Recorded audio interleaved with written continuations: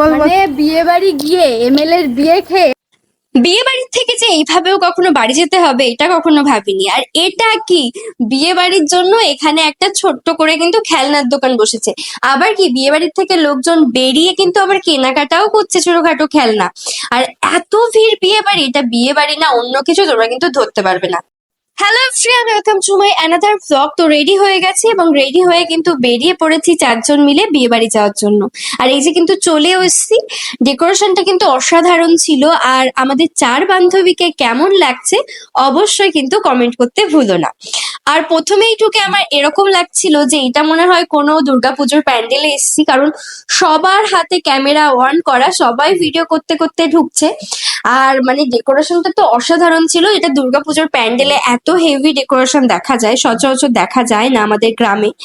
যাই হোক, আমার কিন্তু ভীষণ ভালো লেগেছে ডেকোরেশনটা। তোমাদের কেমন লেগেছে অবশ্যই কিন্তু জানিও।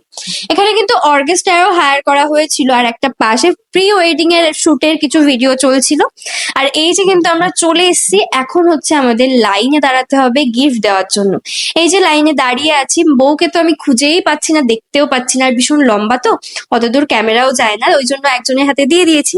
এই যে দাঁড়িয়ে আছি তো আছি, মানে সামনের থেকে ভিড় সচ্ছেই না।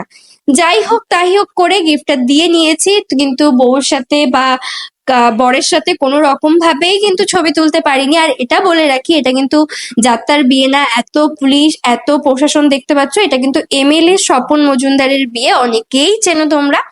আর আমার কিন্তু বউটার জন্য ভারী কষ্ট লাগছিল, কারণ সে এক নাগারে দাঁড়িয়ে আছে, লোকজন সেলফি তুলেই যাচ্ছে, এক বিন্দু সে বসার সময় পাচ্ছে না।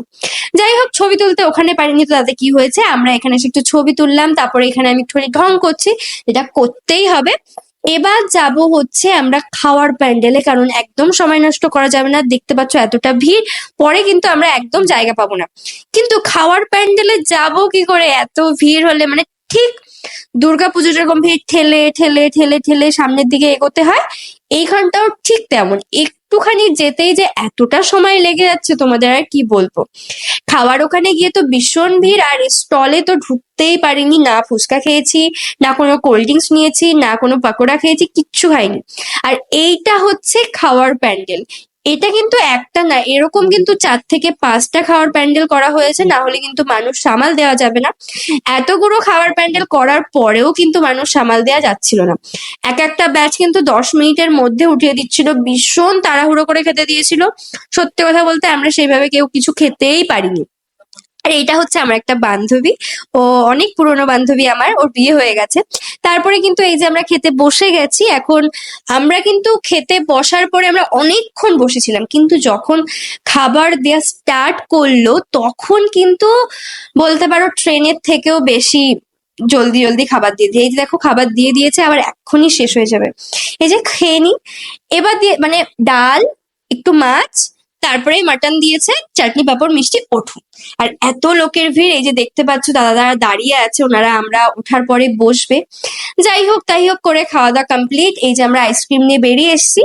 তো আর আমরা বেশিক্ষণ দাঁড়াবো না, আবার কিছুক্ষণ দাঁড়াতে না দাঁড়াতেই দেখলাম এখানে হচ্ছে শান্তনু ঠাকুর এসছে, ওনার একটা ছোট্ট ক্লিপ নিলাম। আর এত ভিড় জমে গেছে। সত্যি কথা বলতে ওভারঅল আমার ডেকোরেশনটা খুব ভালো লেগেছে, খাবার দাবারও খুব ভালো ছিল, কিন্তু ওই যে এত লোকের ভিড়ে মানুষ সেইভাবে খেতে পারেনি। যাই হোক, আমাদের কিন্তু বিয়ে ঘোরা কমপ্লিট হয়ে গেছে, এবার আমরা বাড়ি যাব। এই যে ভিডিওটা কেমন লাগলো অবশ্যই জানিও, ভালো লাগলে একটা লাইক, কমেন্ট আর একটা শেয়ার। বিয়ে বাড়ি গিয়ে এমএলএ এর বিয়ে খেয়ে এরম ভাবে বাড়ি যেতে যাচ্ছে। শুধু আমার একার না, ভিডিওতে শুধু আমি আছি, কিন্তু আছে আমার আশেপাশে। না না, আমাকে সুন্দর চেহারা। মেলা মেলা দেখেছিলিস তো? আবার দুর্গা প্রতিমা সবকিছু দেখেছি। ঠাকুরনগরের মেলা, কাদামাটিও ছিল। মানে এই যে আমাদের জুলফিকার, মানে আমাদের মানে কি বলবো, মানে দুর্গা ঠাকুর দেখতে গেলেও এত মনে কষ্ট হয় না বল। আর খাওয়া মানে মানে দিচ্ছে একটার পর একটা আইটেম দিয়েই যাচ্ছে খাওয়ার টাইম। না না, আইটিআই মোড়ে ঠাকুর দেখতে গেছি ষষ্ঠীতে। আর হচ্ছে ইসের খাওয়া কি, আরে আইটিআই মোড়ে তো ষষ্ঠী কেন, চতুর্থী থেকে বিয়ে শুরু, ট্রেন থেকে আসতে থেকে এমন ভাবে আমাদের খেতে দিয়েছে। যাই হোক, দেখে দাও।